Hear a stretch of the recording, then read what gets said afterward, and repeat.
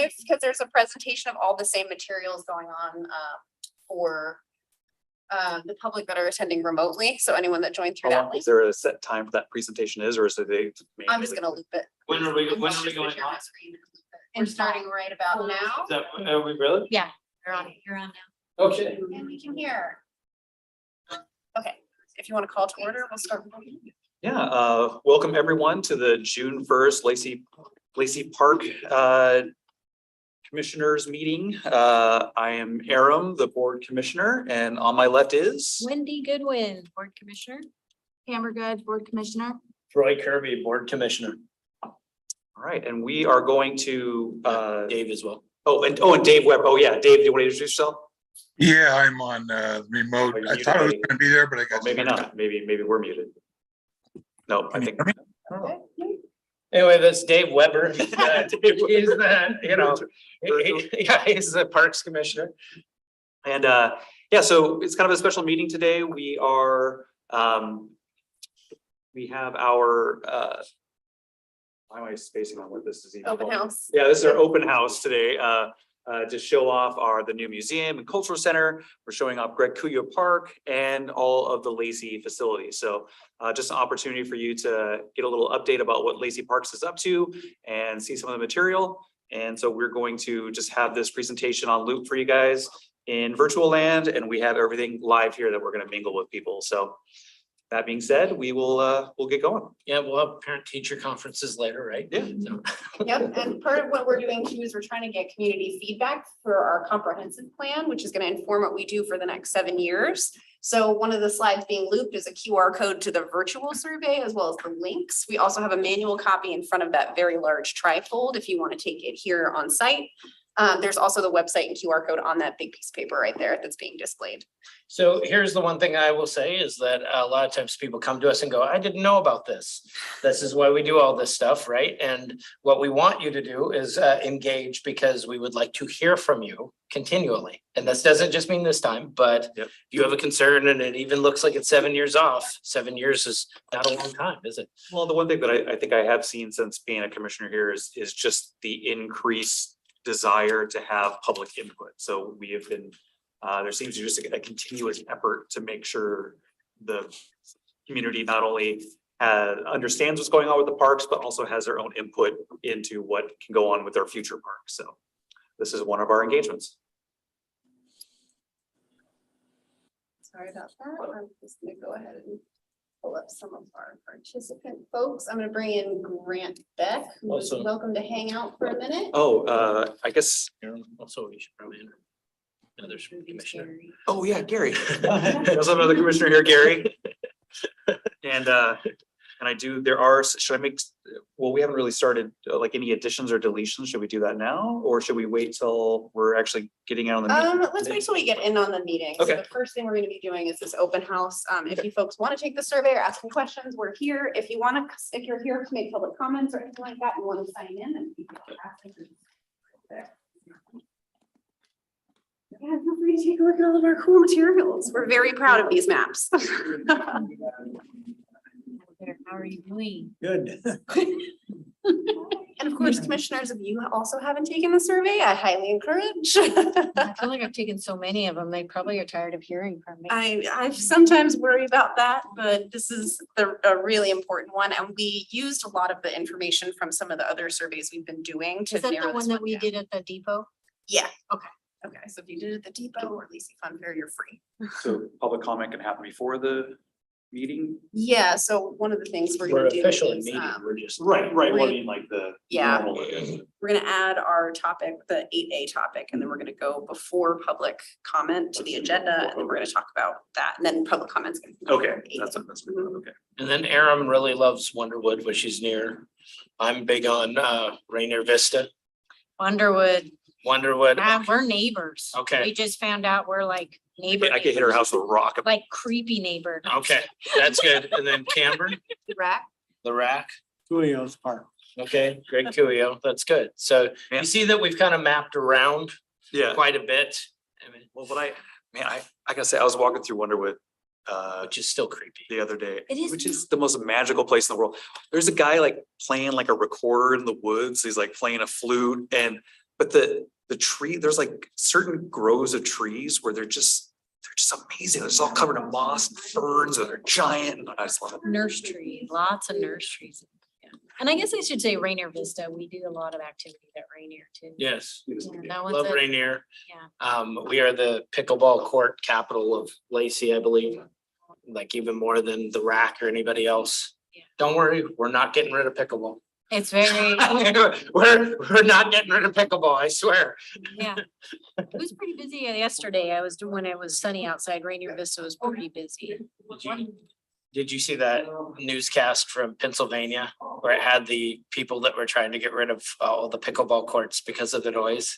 Yeah, and there was like these, I guess, Karen-ness NIMBY people and they're the sound, blah, blah, blah. And it's like, it's just these old people knocking this thing back. A little wiffle ball back. Yeah. You never know what's going to disturb. We're not getting rid of pickleball. We're not getting rid of pickleball. Yeah. Well, it's in Rainier Vista. I don't think it's too close. Oh, to no, well, it's anybody also in here. Jubilee. It's also in everything. Mhm. Pickleball's here to stay, I swear. I don't want those. Rumors flying around. I have a lot of thoughts with like the rack. Well, I started them the last time, but, and I drive there like 9 million times a day between my kids being at River Ridge and Squally. Mhm. So I keep thinking about that space that was mentioned at the previous meeting. And I started thinking, another bonus would be obviously they're extending the sidewalk because of that new development.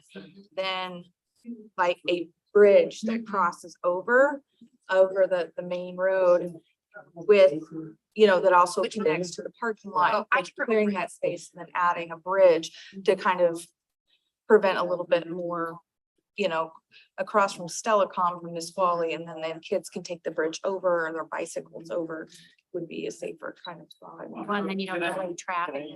Yeah, installing traffic and safety. and- That's on and the left. Okay. that's being such a big thing, that park and, I know my kids, my son and his buddies always go down there to play basketball and whatnot. So that is really something. All the kids go over there after school. Yeah. Like, cause I had to go try to pick my daughter up from school the other day.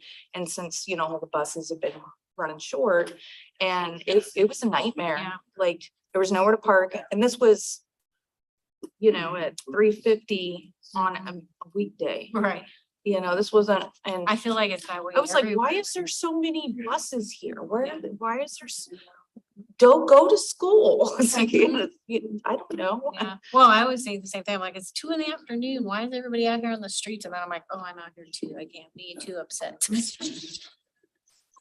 Like, oh, I understand, but it has gotten so much bigger than when I first moved here. Right.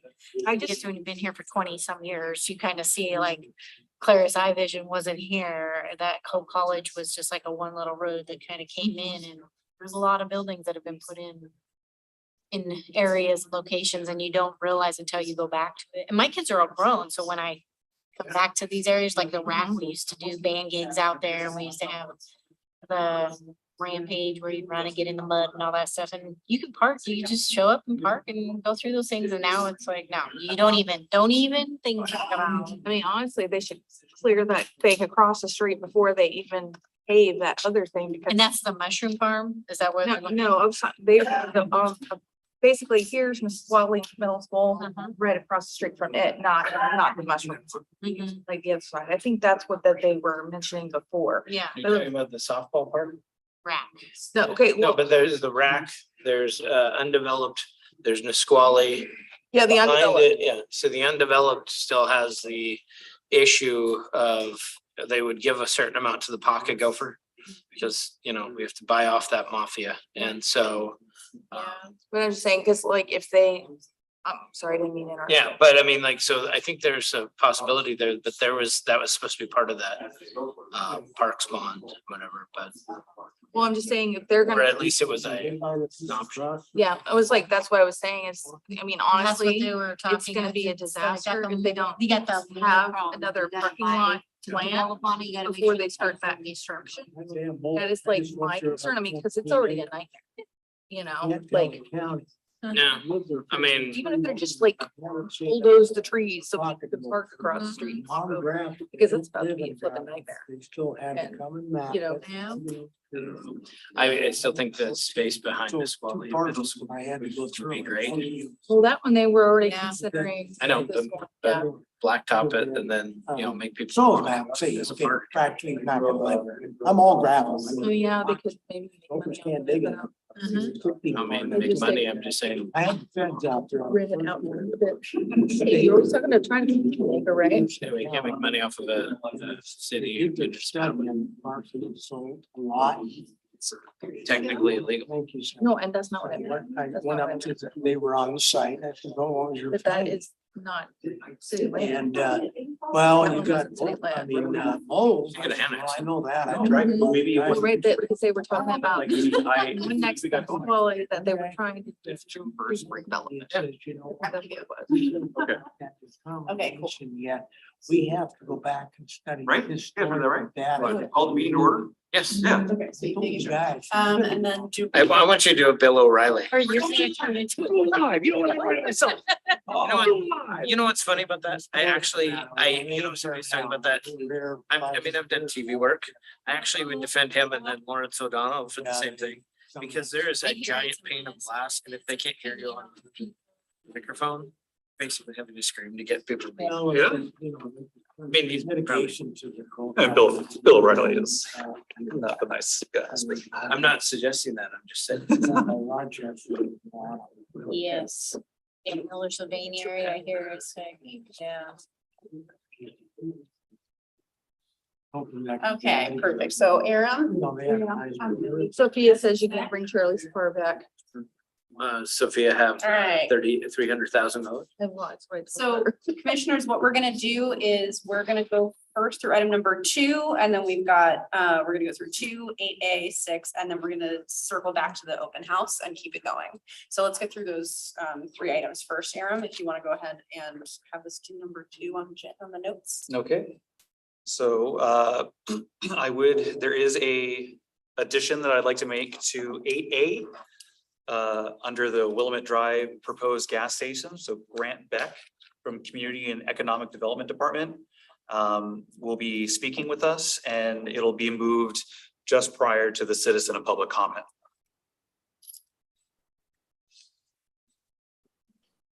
Thank you. Who's that at?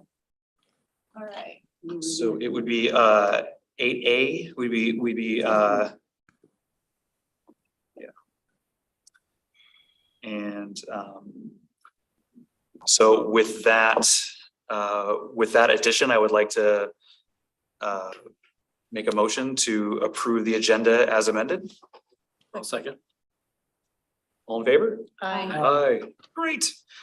And then well, we did, I guess we kind of did introductions. Were there any additional announcements that you needed to make, Sarah? Nope, there are no additional announcements that I have right now. Okay. Then let's also, did everyone have an opportunity to read the May meeting minutes? Okay, were there any corrections or anything that anyone had suggestions to make for the May meeting? Sarah Daniels no longer here to make those edits. Be a little bit more I miss you, Sarah. then hearing none, I would like to make a motion to approve the May meeting minutes as written. Second. All right, all in favor? Aye. Aye, great. Okay, and then let's see your correspondence with the additional. See any correspondence in the packet, is that correct? I don't believe there is. I don't know, I don't see. I didn't see. All right, so we asked Grant Beck to come and provide some clarification for the process to the park board commissioners regarding agenda item 8A, which is the Willamette Drive proposed gas station. And so he's gonna be able to share to the public that comments can come in through the park board, but we are not ultimately the decision-making body around this. So Grant, if you wanted to go ahead, I think I've got our speakers working properly, so. And may I ask a question? Who is the decision-making group? That's why So- Grant is And, but I mean, here. like, if I could just get that clarification, because people asked me suddenly and I was like, I don't know. Perfect. All right. Yeah, Grant, go right ahead. If you want to give us some information, that would be great. Sure. I'm not going to talk about the Meridian Market application in particular because that is pretty much through the process. What Jennifer asked me to do is actually talk more about the relationship between advisory boards, the Parks Board being one of them, and the permitting process and how we use the policy development that you guys go through and are going through with your updated parks plan in implementation, which is the permitting process. So I guess I'd start with just a general overview of the permitting system in Washington State, which changed dramatically after the adoption of the Growth Management Act and what was referred to as the Regulatory Reform Act. The process is basically a legal system now. It used to be a lot more discretionary when I started my career in Clallam County in 1986. It is very much less so now through a series of court cases in those two acts that the legislature adopted. So the thing that we have to rely on when we're reviewing any permit application, be it a building permit, which is called ministerial, it's a over-the-counter, have to issue it if it meets the rules, up to a quasi-judicial proceeding such as the conditional use permit process that we're almost through for the Meridian Market. All of them have to be based, our decisions have to be based on the development regulations. That's the first pantheon of looking. So if the development code, the zoning code said this use is allowed here without a conditional use permit, regardless of any policy language in one of the other documents, we're obligated to issue that permit. Now we can condition it on impacts. That was the other big change with the Growth Management Act, though. A lot of the environmental regulations that kind of grew up over time were required under the GMA to be baked into our development codes. So the reason you often don't see conditions relating to stormwater or even traffic at times is because we've adopted a stormwater management plan administered by Public Works that meets or exceeds the state requirements for that level of environmental protection. So the development codes are as adopted if they're consistent with your comp plan and with the state laws. They're basically assumed to be acceptable for environmental mitigation. So it used to be in the past when we didn't have as many tools, you'd see a long list of conditions. Now it's mostly conditions that say, oh, by the way, you have to meet the standards of this development regulation. So where the policy comes into play is more if there's some wiggle room in the regulations, if it's not clear one way or the other, then we would look at as community and economic development staff, we'd look towards those policy documents, including the parks plan, the comprehensive plan, the transportation plan, the bicycle and pedestrian plan, to kind of make a professional recommendation on which way that regulation should be adopted or enforced. In most cases, permits are administrative in nature, which means the decision maker would be either staff in certain the lower level permits or the site plan review committee, which is comprised of the community development director and the public works director. All those decisions can be appealed to the hearing examiner and then ultimately the city council. On conditional use permits and shoreline permits, those go through a public hearing process because they're typically the more squishy uses, such as essential public facilities. Churches, for example, can locate in any zone, but some zones may not be appropriate because of the size of the church or the density of the neighborhood or whatever. So there's a lot more discretion in conditional use permits, but we still have to make a tie back to a policy or development regulation to either condition or deny a project. So in the case of what's called a quasi-judicial, because it is like the council in this case and the hearing examiner sits in the process as a judge. So they're weighing all the evidence, including the hearing examiner weighs the evidence, including the recommendation from staff, which has the same weight as any other testimony that was provided by the public or anybody else. But at the end of the day, he looks to the regulations, and if there's some interpretation issues to the policies to make his recommendation. The Regulatory Reform Act also limited cities from having a bunch of public hearings on one project, which was fairly common back in the day. So we can only hold on any one, project.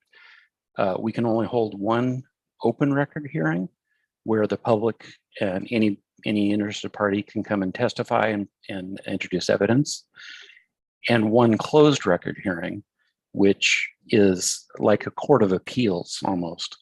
And in this case, the city council, in the case of conditional use permits, the city council sits in that appellate capacity, and they're not allowed or, they can't review any testimony or evidence that wasn't before the hearing examiner.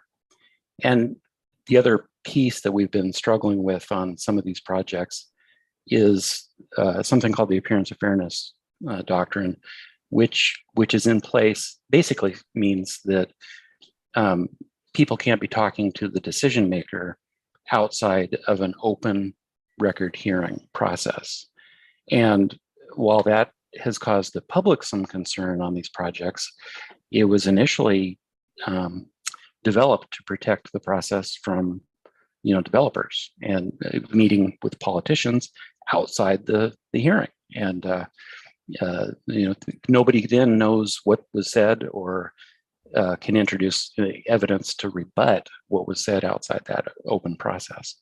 So it's really a transparency issue. So everything that the examiner has to, and ultimately the council has to rely on, everybody has to be able to see and comment on and rebut through that process. So it really is a transparency issue. So the decision maker, ultimate decision maker on this project at the local level, conditional use permits, would be the city council, again, sitting in their appellate capacity as after the closed record hearing. And they basically have to review the examiner's decision and determine if it was supported by substantial evidence or and not contrary to law. So it is kind of that appellate feel to it. Did I miss any of the pre-questions? I could talk process all day. So you don't want that. So I guess the way, the Parks Board is regulatory because we have code, but it's within that box of the park itself. Yeah. And I think some people don't understand. We're kind of like Disneyland, to where anything that goes across the street wall that may or may not be something we want to see. Yeah. If I'm following you right, because if you go to Disneyland, Anaheim, right across the street has stuff they don't want. Yeah. I mean, that's kind of where our regulation falls inside. And I think some people get the idea that somehow regulatory, that means that we somehow have code outside. Am I correct? You are absolutely correct. And that was another point I was going to make, and I forgot, because I can talk process all day long if you want.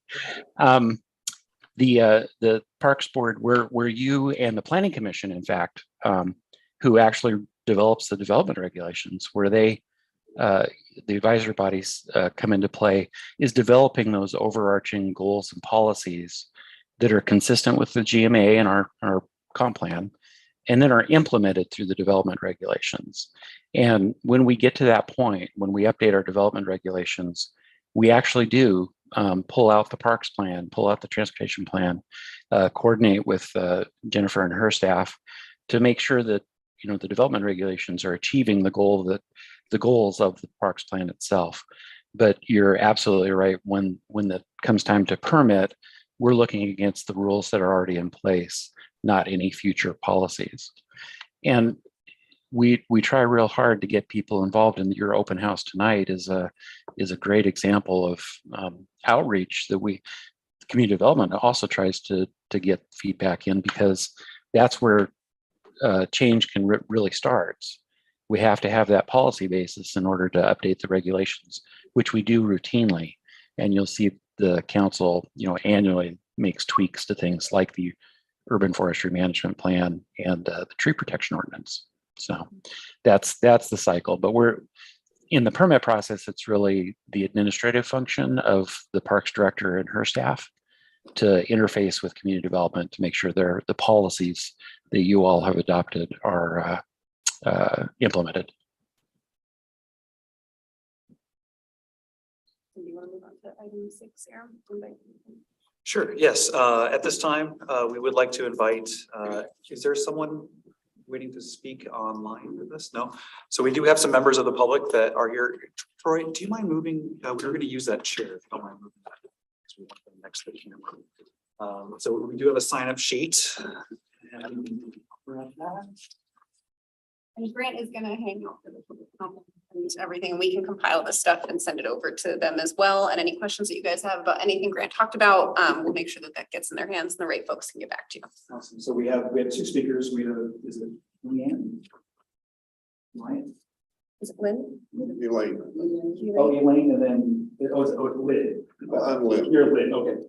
So Lynn, you now want public comment? Oh, you just need to know. Well, actually, let me say one thing. Can we get you over here so that way you're on? You have yourself 3 minutes then. Yeah, and then we can yank out the chair in case you take over time. Okay, So if you mind state your name and your address. my name is Lynn Briggs, 9204 Periwinkle Loop, Northeast, Lacey. My only comment is that I understand that the regulations have to be followed and we can't go from those. We can't diverge from those. The concern, and I haven't been as involved in this as some people, but it seems to me that one of the things in the regulation is that public acceptance is required for a development such as a gas station next to a park. And that seems to be mostly ignored, that if it's in the regulation, isn't it there for a reason? Isn't public acceptance part of it? And I know the Parks Department, the Parks Bureau, whatever, is not in the decision-making process at this point. The only concern I had was that I think had the Parks Department or somebody from this organization commented, I know you don't make the decision, but I think you may have some influence that I, as a individual citizen, do not have. So that's the only thing I've got to say is I wish that part that says public acceptance is important were actually given the same credence that a lot of other things were. Thank That's you. it. I appreciate your coming. Yep. Thank you. Wendy, did you want to have your opportunity? And we do appreciate all of you showing up, by the way. Presence does matter. And our focus as a board, just so everyone knows too, is the board, we're here to listen to public comment. So we can't really respond to anything, but I'm trying to take down as many comments as I can. So the folks who can respond. My name is Elaine Briggs. I live at the same address as Lynn Briggs, 9204 Periwinkle Loop Northeast in Lacey. My question or comment is this, this process that we're not addressing directly tonight, but is the reason that you changed your agenda, is that process has been in force process for well over a year. And at one point, the citizens of the community were told that there would be ample opportunity for input and that all the city departments would provide input. And so I think people were under the impression that there would be some consideration of impacts that might affect a city park. Granted, it's a smaller neighborhood park, but it's also adjacent to the only city publicly protected hiking trail in that part of Northeast Lacey. And as a tangential issue, it also goes to the school board, the city parks department. And I think the board itself were made aware of concerns and asked, about a review or something.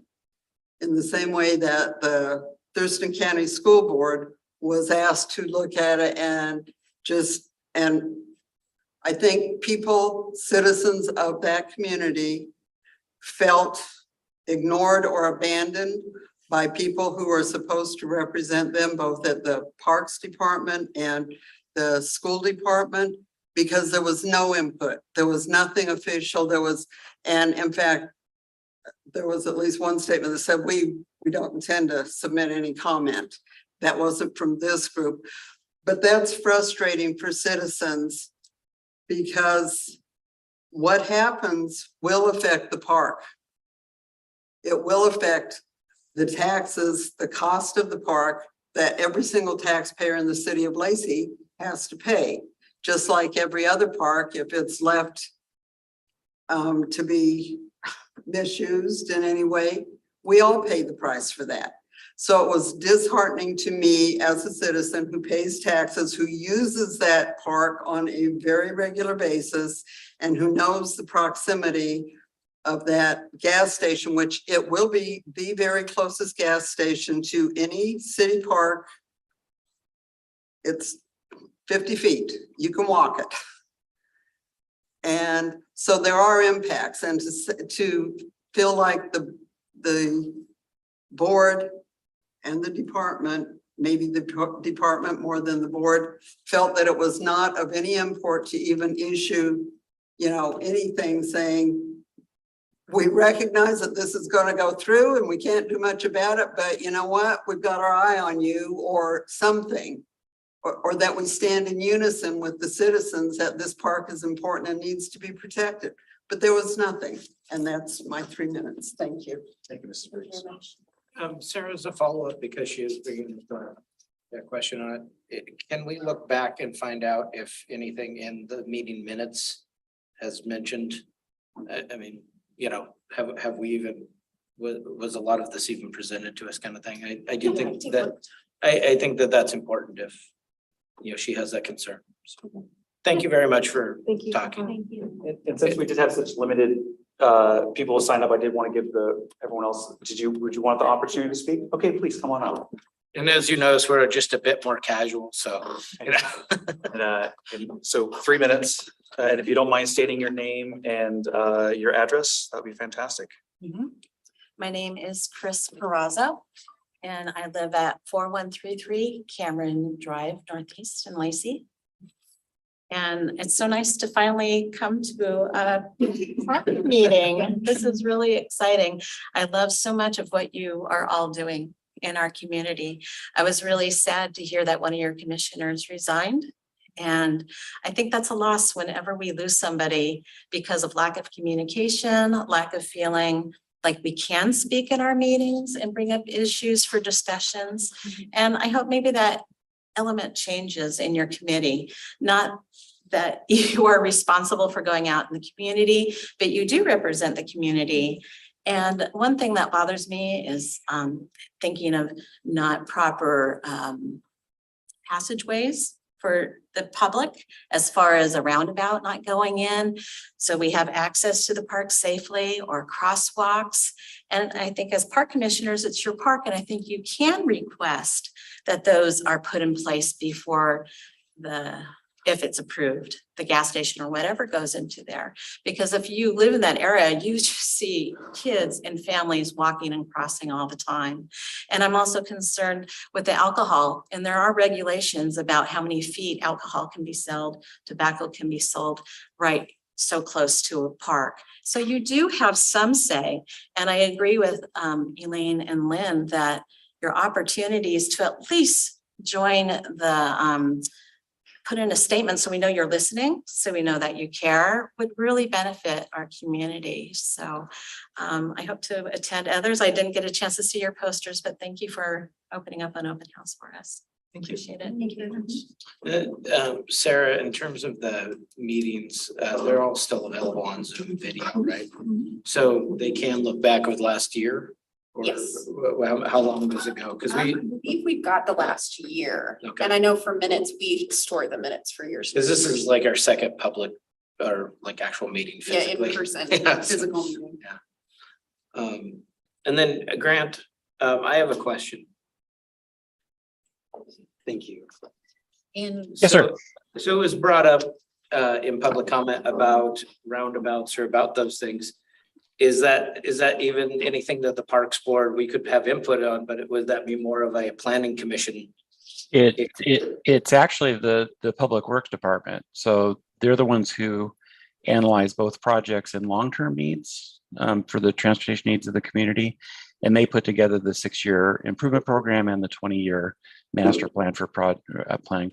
But they're also a part of the review process and make their recommendations based on their professional experience about when improvements are needed or triggered by either a development or just background growth. So in their estimation and planning, did they decide that a roundabout was necessary, or what was the criteria? I mean, and I realize it's a little bit specific, but just. Well, like all projects, if there was an impact to the level of service that intersection wouldn't meet our adopted levels of service after the development went in, then they would require that facility to be either in or funded before the development could go in. But in this case, they did not find that, but there is a roundabout that will be needed there eventually, but based on the growth of the area to the north and the traffic, through this area, not from any specific traffic generator. Can you, or if you don't know offhand, can you look up the criteria of when that would be a potential requirement of, if they need to see a certain amount of traffic or a certain amount of growth before that they have that, if there are, public with concerns, I think it's. Yeah. And that was certainly a part of a lot of the discussion, and I don't remember particularly what but they based their recommendation on a traffic impact analysis, which is part of the record.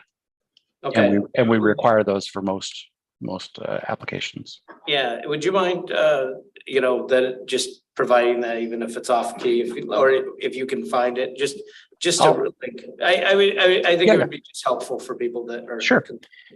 Yeah, I'd be happy to. I'm probably not going to interpret it because I'm not the traffic engineer, but I will have either Martin Hoppy or Chris Stolberg get that information to you. Okay, thank you very much. Well, two comments to kind of piggyback on that. Number one, in relation to like the impact study that would have to be conducted and with the new gas station in that area to see if that's something like that would be a necessity. It would have to be like an entirely new impact study done on that area, and that the current impact study that's already like available wouldn't be relevant. Because obviously, once the gas station is there, the traffic will increase. So and I know a lot of times some of those traffic impact studies are kind of dated as far as timeline, because they do take time to conduct. And then secondly, my question kind of goes back to you talking about the administrative approval of a lot of these permits.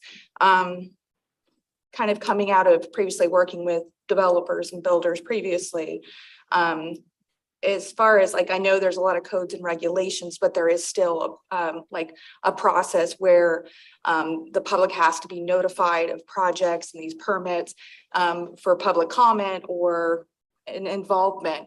I was working in Pierce County, so I'm not as familiar with Thurston County's kind of regulations. Could you kind of familiarize me with that process of the public interaction? I mean, Sure. Obviously the professionals, that conduct the reviews of all the permit applications, obviously that's incorporated into that, but there is always that transparency element. So what can you divulge on that?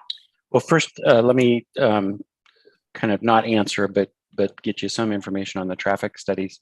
And again, if that's something you really want to dive into as it relates to your parks planning process, I would encourage Jennifer to reach out to Scott Edgar, our public works director, and get the experts in to fully explain that process and the stuff they go through. But generally speaking, I do know that a traffic impact analysis, when they're done, does take into account background growth and other developments that have been approved. So when we review them before something goes in, that is the best available data and doesn't incorporate, other approvals and the general background growth in those things. So that is part of the typical process.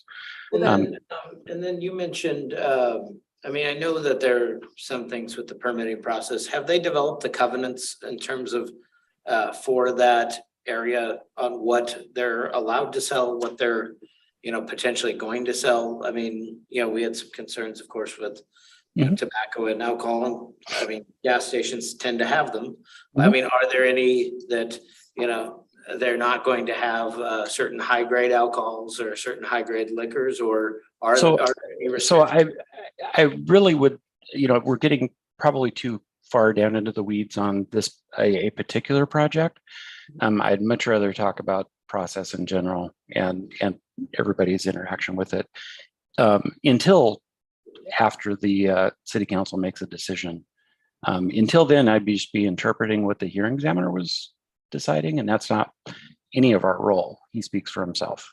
So okay, so then from what I'm hearing, if somebody of the public before the city council wanted to get engaged in this, they should engage with the hearing examiner, or they should engage with somebody that has the knowledge behind that can provide that, not the Parks Board. That's correct. What I would recommend and have recommended for years is people who are interested, and I believe it's been a while since I watched it, but we've done a couple of, not we, because it was before I got here, but our department has done a couple of land use planning 101 webinars for various projects that we knew were going to be of public interest. And that explains, I'm sure that they explained, exactly what I'm saying, probably in different words, but here tonight. And with that, I forgot what your question was. I was asking about specific, like the building covenants, whether or not there are any restrictions, or if it's just basically wanton. So I assume that they have some for high grade liquor anyway, right? So, and that kind of gets back to a lot of the stuff that we don't look at because it's not a land use issue of, so modern zoning codes, ours is not as modern as it probably could be, but the Woodland Design District is. We have a form-based code. It doesn't actually specify any particular use or very limited types of uses that can go in, because what we really want to accomplish is a character for the community through design standards, and including size and size of a business, which one place may be 10,000 square feet is appropriate, another big box warehouse. So that's the more modern interpretation of zoning. It would be all through design, but ours still unfortunately lists a lot of specific SIC codes from a million years ago. But I'm saying that nobody has specifically applied for those types of applications yet. Right, and so because that would go both from the city and from the liquor can. Right, and I'm sorry, that was my point initially when I started that ramble. Was we don't do a lot of, again, because a lot of the environmental standards and social standards are baked into the regulations. So the Liquor Control Board is the folks who decide where liquor stores can be located and what type of alcohol sales can be taken. That's not a zoning function as much as a social function that the state regulates. Okay. And the same thing with, the stormwater systems, and for a gas station, for just by way of example, and we've got some pending that are administrative approvals. The Department of Ecology has very stringent standards for environmental protection. So we can rely on those to do what we used to have to condition a land use permit to accomplish. But I guess what I'm getting at is those are state board functions that when they go through those hearings, those will not have. Yeah. Those are not things that are set in stone, but they're also not things that the city controls. That's correct. And then before we move on to our next item, does anyone else want to make any more public comment or speak at all? Okay, I got perfect. So a I think, question. What is the setback for gas stations to parks? Anybody know? what is the Is it setback legal to for Sell alcohol in a store or gas station, 15 feet? 15? 15 feet is the distance from parks for, It's hard. Well, I was involved with schools and we had to be 500 feet. If you want to open up a gas station or sell or do store. you know the had distance 500 that, feet. can you confirm the distance of how far from a park you have to be in order to sell alcohol? Do you know I'd off the have, top of your head? not Okay. off the top of my head. Yeah, sorry. And just for the good of the order, I guess it's very difficult to understand when more than one people on Zoom land, when more than one people are talking. So that's why I was looking confused. Okay, thank you. I appreciate that. Well, Yep. I'll get confirmation on that for everybody. And then Aaron, can we take a, like, if we're going to the regular stuff, can we take a minute break? Yes. We're gonna actually move into item 7A if we're ready. 7A old business. Back to the. Yeah, so so Grant, thank you so much for your time. We really appreciate you showing up and giving information. Not a problem. If anything else comes in through us, we'll get everyone routed to the right place. Sounds good. It was very nice to meet you all and thank you very much. Lovely. Thank you very much, Grant. So if everyone's ready, we'll move on to 7A, where we are super pleased to be doing our Energize Lacey open house this event. So this is our second opportunity to start getting public feedback. Our first was the Lacey Fun Fair booth, which was really, really great. That was an excellent opportunity with a lot of good reception to this whole comprehensive outreach plan. So thank you everyone who helped out with the booth. It's nice to get to know everybody. And we had a ton of fun. I don't know. I thought I had a ton of fun. Right? It can be fun. They shut down the parking lot. Oh, yeah, they really did shut down the parking lot. So we've got the map of the Lacey facilities, parks and trails. We've got the Greg Cleo Park Board, the Why Parks Matter. We've got some information on events and hiring going on. And then we've got our paper surveys in front of that big triptych right there. So this is we're testing this hybrid format and this public open house format. If people are excited about it, that would be awesome to know. But if it's not something where we get a lot of feedback, that would be, we're gonna maybe discontinue and try to find a different way to do these. So yeah, we've got about, I think we can allot another like 10 minutes to that. And then if we need to take breaks, we can also use this as an opportunity for breaks. You're not obligated to stay for the rest of the meeting if you don't want to. So please feel free to come and go. You guys are obligated to stay. Man, I thought we just. And I'll go Just ahead and right start into my presentation. So anyone that's online will also see the same stuff we're seeing over here. So I'll just go start that back again. Right, we've got about 10 minutes. Cool, thank you.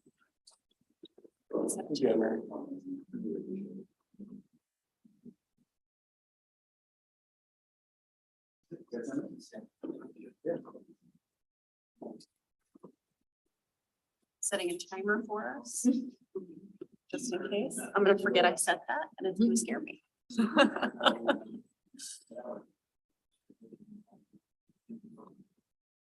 I'm just gonna do a little bit of research. Yeah, please go for it. Like, that's literally what my job was before. Well, I feel like it's just in the permit phase. We're not in a phase where you're actually being able to, because the city council has to really do that. We'll see, like, there's a bunch of layers to it, because like I've studied the RCWs, I've done it, because I've been on the bat for the building developing side, the smaller ones, not the big ones. But the like number one, what I was trying to get him to divulge was what is the city of Lacey County process of public hearings, because like it doesn't matter if it's like a city development, a Well, gas it's just station. like we're doing the Greg Julio, you're Exactly. phasing it through. So when Yeah, you're like- phasing through, your Yeah, like- community has to be part of your phasing. Yeah, and That's your question. How yeah, do you it's- phase it?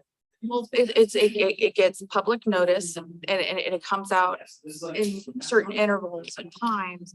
And you know, I just wanted him more to expand and divulge on the process of how that information does initially come out so that they can approach the council during public hearing offering so that they do have an opportunity to bring it straight to the horse's mouth. Right. Well, and I think that's the part where this is advisory. Yeah, that's what I'm Not- saying. You're not making, we're not.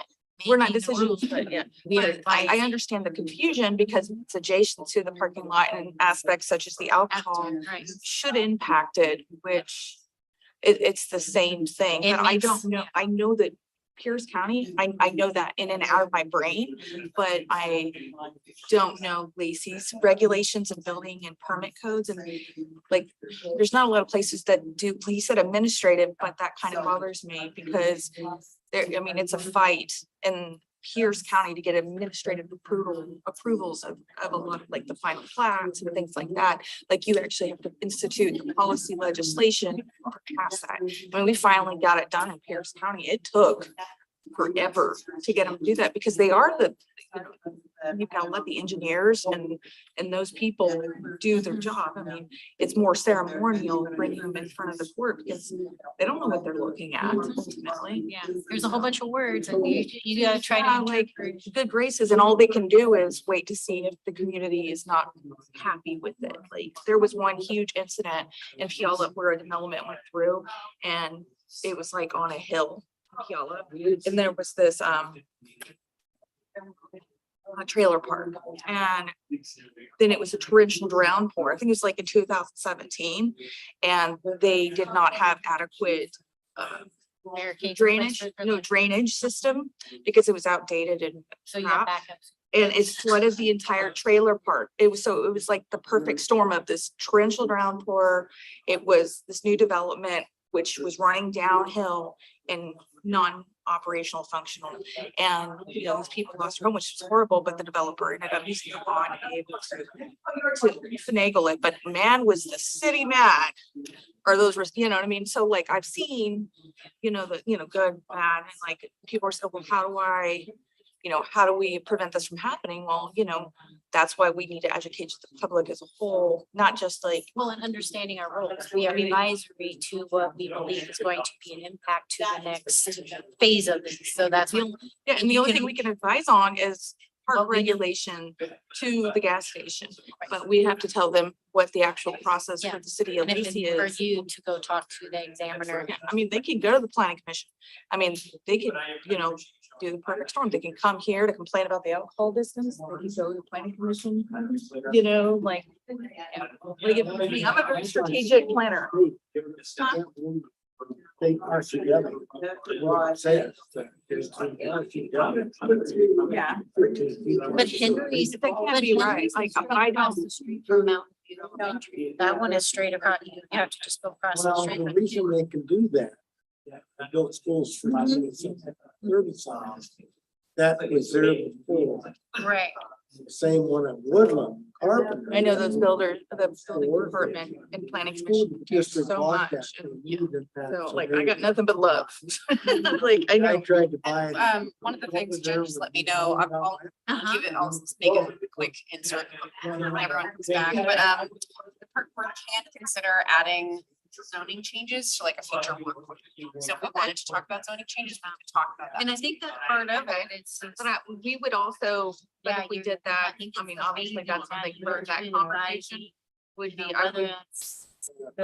And now having Thank you. updated information and regulations on, you know, like park distances to alcohol or whatever, but as far as the transportation impact studies, and I know all the, you know, the multipliers and yeah, I've. A lot. Yeah, I know. I remember digging through those. Cause I used to come back over the transportation impact fees, park impact fees. And school impact Meridian. fees. So like So the, it's out. and they're not even good Hawkesbury, enough. They're- Like they aren't, especially with schools, they're off. They're, Well, you like, they don't build have up enough that money target. in enough No, schools. The Target target. House. That I agree with. Yeah. it's out Yeah. of- Like, cause I remember, So help get the. going through and watching all of Yeah. the Pierce County schools come to the Kind county. of go out that and, way. you know, There's Well, a actually, park in a but community. yeah, give their that's- pitch and say, okay, this is And it's how on many the right. students we have. And then also the ones that are unsheltered still attend the school. And then Yeah, like it's a the very mask, small- and then like It's a I very was just, small community, and then but they it's only like even that. ask for like 40%. You know what I mean, Yeah, for it is the past our- increase, and it's just, it's incredibly awful. It's just, Yeah, the way that we're getting schools funded right now is just not. yeah. That's like a whole nother conversation. I know, that is, yep, I'm with you. I could talk about that for a long time. Don't get me on these tangents, I tell you. You'll hear all sorts of crazy, like, where did? Too, and then I'm like, am I working off the clock? I don't know. Sarah, I got a request for you. All right, I would love to have name tags in front of all. name tags. We usually do back when people were sitting over there doing this, so I'll get name tags for folks. to print up. Well, I think that was the other part of this. I felt a little bit kind of on the side when I heard this has not been presented in our agendas with the three new council members. Yeah, I never heard it. Commissioners on, yeah. And so I was like, wait a minute, I'm like, what's happening? Yeah, that's one thing, when he was, I was like, I don't remember. For me personally, ever hearing about this, because it hasn't come up when I've been here, Yeah. because, you know, you saw how I talk, so Yeah, it wouldn't happen. It's come up since I've been here, but I can check previous meeting minutes and yeah, stuff. because I I think we think have you to go- started right before me and all of Yeah, it us. started in September, so I'm close to a year. because I have privy information from my historical commission, and I was like, I didn't hear anything about any of them. And I don't think, I am aware that we are on an advisory. We do not make the ultimate decision. We are only here to advise, but I do believe that if we have things that are coming up that are concerning like this, It it is should pass through That- our board. That is incorrect. We are a regulatory. We are regulatory within the boundaries of the park. We are not advisory. The other groups are advisory. If you look up for parks in general under Washington state law, we are regulatory. So how come we have not seen this before? That has nothing to do with that has nothing to do with the regulatory of whether or not we're regulatory. I'm just saying in general. We are, because we have codes that we create. We have way more power. You know, I mean, I'm not saying don't be exuding power, but the point is that we have a regulatory function to, you know, we'll pass rules and regulations on smoking, camping, those types of things. Yeah, Those we're are all- regulatory for park rules only. Correct, and that's what that's why I asked the question about the boundaries It's a and middle, and Salish. Walt Disneyland. Middle. Okay, so. Because that is the So this says problem is elementary, everyone thinks secondary because school Is 1,000. if you do something in my park, State. I have the ability to say no. Yeah, so If you do state- something outside of my Yeah, or park, for them, it's a, except for Wonderwood, which has the weirdest people. Yeah, so we're regulatory for park rules only, but city council still has to give the final approval. and they were so- listing Correct, it. from what by the way, Sarah that's with posted. anything, It says but that it's I guess from the regulatory, that's where people miss what. If we're code enforcement, we're code enforcement on She the said that it boundaries was within, listed as a like, playground when, and not when as we a have the park. drone. From the- Issue that from came that- up, from the right, the people standpoint trying to of how buzz they were presented drones. from the We had examiners. to create policy They and we said had to it create was a code. Now it has to be playground, not a approved, park. but they're going to approve what. So I I mean, think- we haven't been turned That's down the once because interpretation we don't issue. have a bad That'll- capper who's And if going. that's the And I case, think then that's. have- But it's important to recognize what we Because I mean, are if you're considering it, regulatory for. Then that would have to go back before the council to update that type of verbiage. Whenever That's a you were verbiage ready, issue. Aaron. yeah, and I think where you're getting used, where we're considered in the weeds, as Yeah. he was saying. Well, I mean, like, he wasn't here to give us, Timing. you So know, if you- like, 100 feet or whatever. That's not- if you ever that's not want to his domain. see He's economic. not parks changed, Well, not even planning. read The Power Broker. I mean, a lot of times That there's guy, a- the guy, Robert Moses, who lived in New York and basically controlled New York parks for New York stuff. He's the reason the Dodgers left, because he decided he wanted to, you know, have a different station where Ebbets Field was. He did all this stuff. Alec Baldwin plays him in a movie and basically was in control of 10 different departments and, you know, interesting, just crazy. He even had private detectives follow people he didn't like. So there's that. There's just so many. I think they're gonna get, I think there'll be things that they're gonna get stuck in between on. And I think that's the part I have. So to Dave, we understand, ready because for high we school haven't football? had an agenda before. What's that? I'm We like, ready I for don't high know school Where football? we stand or what you can, Not me, coach. Not yet. I feel like it's more. the- Well, like I said, I mean, it didn't come before us when I was here. Yeah, so I think that's the part we have to. Have to look into. Our next item is Greg Cleo, phase 1A. Okay, so next agenda item meeting is Park 1A, Greg Cuyo Park Phase 1A updates. All right, I do have some updates. So staff walked the site with the consultants and the South Puget Sound Disc Golf Association on May 12th to determine preliminarily where the disc golf holes are gonna go.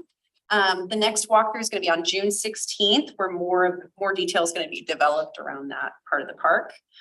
Jen and Jamie walked the site with the Washington State RCO Grants Manager on May 13th to orient him to the project, ask questions, and answer any questions that he had. The two grant presentations, the first drafts are done. They've been filed with RCO. We're gonna be presenting next week, June 7th and 8th, and then we're gonna enter the technical review phase. So that means we're gonna be getting feedback on our application and presentations. We're gonna get the chance to make any changes that they suggest, and then we have to do a final submission as of July 19th. And for phase 1A, we're at the 30% design stage. That's pretty cool. Right. And so have we hit all of our timelines in terms of Greg Cuyo moving forward? Yeah, we're on track right now for Okay, all of our so timelines. we haven't missed a benchmark and we haven't been delayed by anything. Not that anyone has told me. All right, so next up, 7C, Greg Cuyo Park Board Tour. So the park board tour, I believe everyone's received an invitation. It's going to be scheduled for June 27th at 1 p.m. We're going to leave from City Hall this time, and we're going to need a count of who's coming as soon as possible. So to be pretty upfront with everyone, the terrain is very rough. However, there's going to be options to wait by the van if you're not up for walking in the off-road conditions. And part of the tour will be drive-by only. We're just really excited to show you guys the park and what it looks like. Yeah, Stoked. What time? it's gonna be 1 p.m. on the 27th. Is that 1 to 4 like the last one? Yeah, Okay, then I'll be there. okay. I'm marking down. Monday? And I think Aaron, you and I had a tour of that originally. Yeah, we just Ken the little Balsley. outside parking lot, but Yeah. never really got to go on the ground. But I mean, so, it was kind of like, wow, where does this come from? yeah, right? it's kind of out of nowhere, and then here we are now. All right, so moving on to, is it 9 to the director's report? Yep, we've got a short little director's report. The only report's gonna be under item 9C. That's gonna be programs and special events. Okay. So the Lacey Spring Fun Fair had record attendance. So again, thank you to everyone for volunteering. It was super fun. We had our Lacey Depot grand opening event for both the depot itself and the little train themed playground, which was really cool. It was on May 25th. It went well. We really appreciate Commissioner Goodwin and Chair Wheeler for coming. Thank you very much. So the updates for some of our special events and programs, T-ball is almost full, which is awesome. And then we did $51,071.56 in cash receipts in a single day when registration for summer programs opened on May 11th. Can you name off that number again? Yes, I can. $51,071.56 In one day? in a single day. And how many hours is that? If you broke that down, that's like over a few thousand an hour. That's, I know, but I mean, think of the amount of capacity for all of the staff and It was everything. a lot. So I do appreciate that. And I do think we need to make sure that that's like, It's pretty cool. Our department assistants are Liz and Carolyn. They are phenomenal. They were both there all day and I showed up to help out and they were just on the phones constantly while I was there. but yeah, and I just want to point that out because It's a lot nobody of gets a work. kudos for when they do a lot of good stuff. So Yeah, I wouldn't want to do it. they're fantastic. We're very, very lucky as a department to have Liz and Carolyn helping out like that. They're fantastic. So with that type of revenue, like what capacity are now all the events at? I mean, is that? We've got a lot of waitlisted. Okay. I just helped someone sign up for some summer camps today. We've got a lot of waitlisting going on, and everything that's not waitlisted is very close to capacity. So we've got a lot of kids in our programs. People are just excited to get back out there and have their kids get back out and socialize and meet with other children their own age outside their house. And so people are really looking forward to Will this. this make us, or will this create an opportunity for us to increase activities? Will we add activities? That's the hope. We're trying to figure out how to make that happen, but I know that is something we're working on actively. We're still looking for coordinators and things. So if anyone knows anyone. That was what I was gonna ask. I mean, a big hole is, Desiree leaving because she was fantastic. I'll still say that, we should annex Yeoman to bring it back. But is that position being actively recruited so that we can? Yes, we've got interviews coming up for Okay. the 2 positions we have open, but as soon as we can hire more staff, we can increase our program capacity, which would be really cool. So we're really pushing to make sure if you know anyone, please send them our direction if they'd be interested in helping out. Yep, our aquatics are going. We're using the pools at North Thurston County High School, I believe. But yep, we've got our pools open. Our swim classes always fill up like that. They're the fastest thing to fill up, I think. So they're already waitlisted. The Discovery Aquatic. Oh yeah, there's a lot of big demand for aquatics. So that's one of our big ones. But that's all the updates that I have. Okay.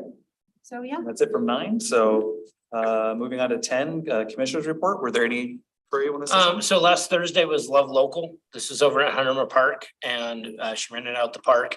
The Olympian covered it. Bunch of stuff. We had over 1,000 people that were there. I have no operation of it. I'm just saying we, but it was great to see. Justin Beard did a great job in terms of managing it. He dealt with a lot of the county health, which, came out, and everything, but I think they were pleasantly surprised, and just to have that. And so that'll be like once a month.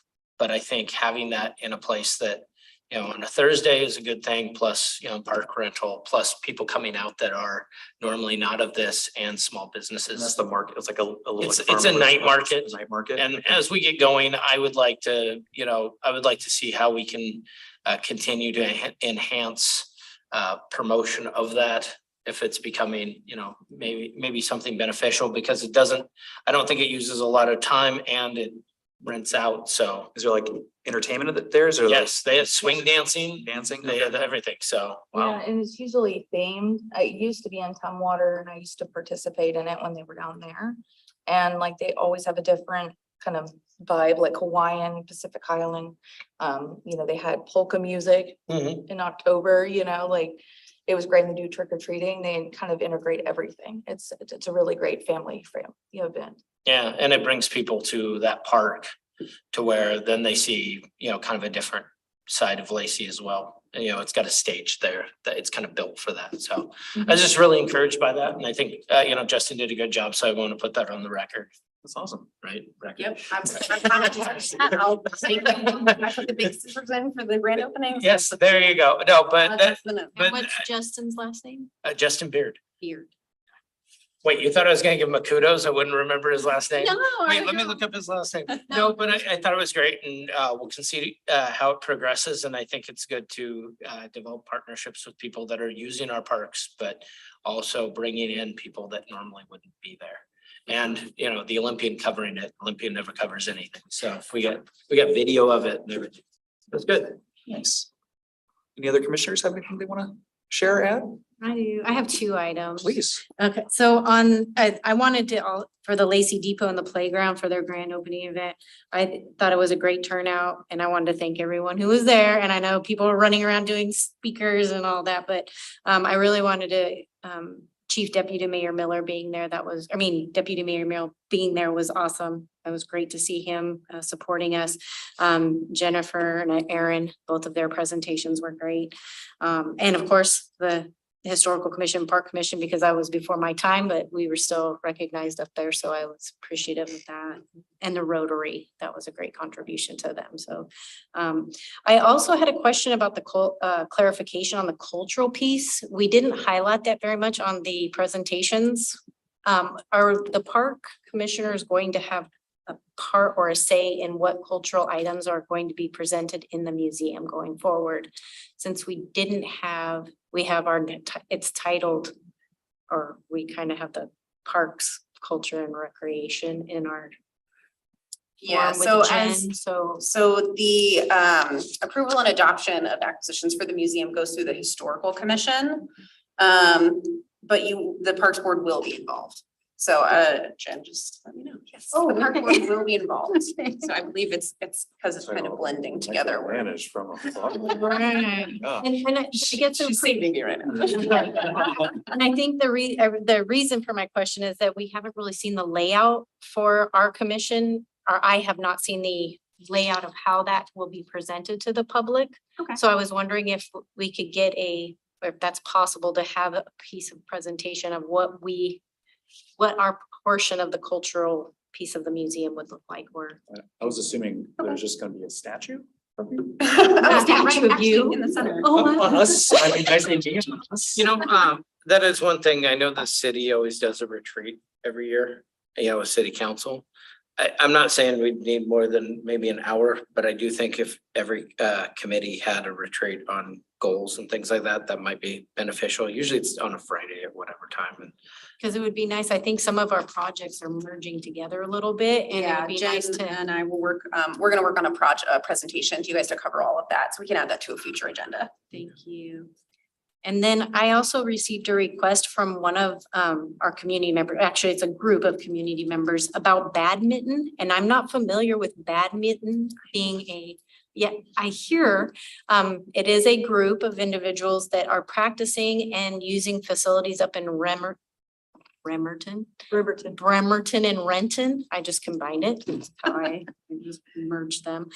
They would like to start bringing their tournaments and doing practices here, but I don't know where to forward them to. Do we have a? that's Sue Falish at the Sports Commission. Okay, And then she will work with, she'll work with Experience Olympia and beyond.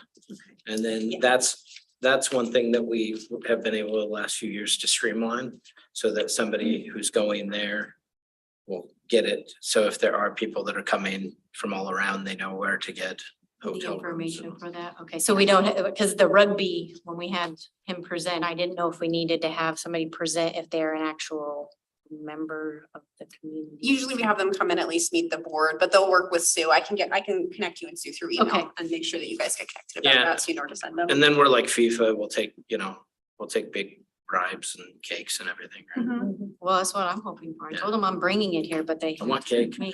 I'm just kidding. Okay, well, and that is all that I have, so, thank you. Did you have something you wanted?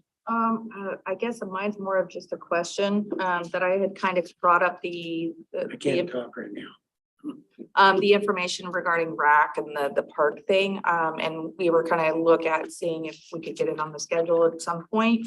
And I just wanted to kind of circle back to that and see if that, has been looked at all and possibly. Okay, adding it back to the schedule. I can check in. It might be on a future agenda item. And what were you wanting to know about the rack? Well, the RAC, kind of discussing, because we approved the last section, but kind of blocking it off or finding a way to protect citizens. The main focus point, as what was noted by Sue, was, for people to rent the properties for these big tournaments. Oh, But I see. then, Okay, I remember that. Yeah. Citizens, have no idea, what these tournaments are. And then, spend $50 to rent a pavilion and then get there and then can't park full, anywhere. And it's unfair to the community, even though these outsiders are coming in to use, and, obviously it supports, the city as a whole, but, these are still our citizens, trying to have a birthday party for Sammy or whatever. Of course. And then, nobody shows up because they can't find a parking space, and that's not. Yeah, Okay. so. But that's what I'm saying. I want to bring it Yeah. to the So table. we did decide that this season, we're gonna take the shelters offline for any big events like tournaments and things like that, so we don't run into that issue. So yes, we did decide to take shelter rentals offline whenever we have dates blocked off for big tournaments, so we don't run into that. And that is I will say that is one of the concerns, but the other problem is that the rack was built. Yeah, I know with that. was LTAC money discussed. to bring in outsiders. And so, I mean, I guess it's difficult, but. Yeah, exactly. But I just, as being somebody that kind of got looped into that before that decision was made, it's it's pretty bad taste in the mouths of the community members. That's all I want to make sure of, and, you know, protecting them or putting something in place, you know. And especially moving forward with them, you know, shutting down the gravel parking lot to pave it, it's gonna get about 50 times worse. So that's kind of why, I can't wait to hear what the plan for that is. And that is interesting enough, Sarah, that I'd like to also know, and this might become more like city manager level, but like what they're going to do with the mushroom farm across the street. Do we have a plan in place to capture that area? Cause, you know, I think that's a good opportunity there. I can't speak for city dollars, but And it's already flat and it doesn't need the mold, yes. pocket mold Pocket gopher. or pocket gopher experiment. That little guy gets around everywhere. You're not getting around him. Okay, so it looks like the mushroom farm was sold to a private person, so it was not sold to the city. So we were not able to acquire that property. Gary, did you have anything you wanted to share? I got a question over at the depot. Are you trying to attract vendors there to sell? So yes, the depot has got, they're not gonna sell in the depot, so we've got the food truck roundup going, and I think we're talking about a Lovelacy market over there as well. So second one every month, I think, is being brainstormed. But I believe that's what we're doing right now, is we're focused on the food truck roundups and things like that. So it's, But are they planning to do? Vendors can leave their equipment there, their. not, it's Can you not to leave it my overnight? knowledge, not to my knowledge, no. Cause I go to Portland area and they got them all over, not on parks that I'm aware of, but they have corners and they get in, their picnic tables, they share them and. Yeah, I know we've looked at the models that they use a little bit, so we've done some brainstorming around the Portland food truck roundup area and vendor artisan market areas. So I know that that's something we've talked about, but it's not something that I believe we have worked on anytime in the future. Yeah, they're gonna be approved through community and economic development if we do anything like that, but I know we've talked about it, but that, because it goes through economic development, we're limited in our capacity for what we can demand. I went there this morning for a lava bowl. It's really good. I do think because we're getting more food vendors in that we need to figure out, because this did come up at Love Local. They had the Thurston Health Department out there and they felt just from the Thurston Health people felt like they were kind of like hit with it a little bit. I think we might need to figure out a streamlined way, and that's not, I don't know if that's necessarily parks, but you know, in some way to make sure that they have a full heads up on how to engage, because Kimberly Israel was the lady out there and she was kind of hot to trot. And I was like, I don't think we're not, you know, so. And if there's any changes or anything to any of that, we'll definitely keep the park board informed. Yeah. So you'll know as soon as we know. And is there a place for them to sign up so that they can bring their vendor truck there? Who do we, if they contact us, who do we get those vendors in touch?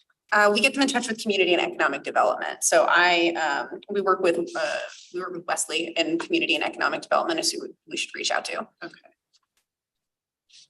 He's the one that gave me the list of food trucks, so. And that's Wesley? Yeah. Do they have the infrastructure to support it, like sewer and water to each one? So we don't have sewer and water and everything. The depot itself has bathrooms built in, but the trucks usually don't. But we do have power and access to water over there. There's just certain restrictions with food trucks on gray water disposal, all that, but they have to have a commissary kitchen off-site that they can then use to be able to dispose of all that as well as store any food. Yeah, they have. And we are installing a gray water dump site, so Oh, okay. yeah, we are working on it. And then Wesley's last name is Nguyen, by the way. Nguyen, Nguyen. When there's a lot of different spellings or pronunciations. I'm not sure which one he uses. Dave, did you have any commissioner comment? No. Not really. I did want to say that the Olympian actually does cover stuff, because I was out at the rec the other day covering the 3A state softball. So there is some coverage from the Olympian. Also, I want to apologize for not being there in person. I got stuck on a family emergency down here in Beaverton, so I had to make use of the Zoom, but I'll be there in person from now on. Thanks. Oh, he's just down there because of the food trucks. Yeah. Yeah, I did have several of those, and Hill's Burrito. Yeah. Best taco carts in the Northwest. Yeah. Yeah, well, thank you, Dave. We appreciate you being with us virtually, and I hope everything with your family is okay. Oh, no, it's just an ongoing thing. I've got a 98-year-old stepmother that we have to care for, so it was my turn. Lucky to have you. For me, really all it came quickly. I actually didn't even notice it the first time I read through the notification or the email that Sarah, Commissioner Daniels, had sent out. So, I would like to do something nice for her. So, maybe, I mean, we don't need to go overboard, but I think at least I'll pick a nice card since we're going to be kind of doing this more in person. And I'll bring it to the next meeting and we can all sign it and just be able to get it out to her. I'll second that. Sarah, there were times to where we didn't have a lot of people on the board.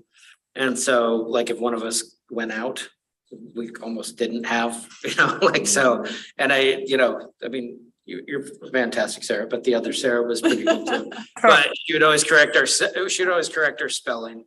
She'd always do stuff, but she was great. And I really do think if you've spent that many years on this thing when it is thankless, and she stood up to a lot of people, that when that McAllister decision, she was on what I would call the unpopular side. And she stood up for it and I respect her for it. So, because the disc golfers needed her to just do whatever they wanted. And she decided not to. She did not necessarily win the vote, but I can respect seeing what I saw. So I think it's good to have somebody like that recognized. So I don't know is there do they send out a card? Do they do a flowers? What do we do to make sure somebody that's what I don't know. So it's entirely up to the board. Some people do recognition. We tend to give someone recognition at a city council meeting. So we give them, they get a little award that we give to them and just a thank you from city council. But if the board wants to go above and beyond, we are always highly recommending that because it's a volunteer position. It's hard work to do. And yeah, so it's always up to the board. You're a rich banker now. I know, yeah. I mean, we just print money. That's easy. But the recognition from the city council I think would be nice. And then if we know in advance, then we, at least some of us that show up, if not all, I think would be really excited. So I think it'd be very cool. Okay. Well, if there's nothing else, we can adjourn the meeting. We can be done. All right. Dude. Do we have a second for the adjournment? I'll second. Oh, sorry. Need a second that? Everyone. 52 p.m. All right. Thank you everyone for coming. Good night. Thank you. All right. Bye.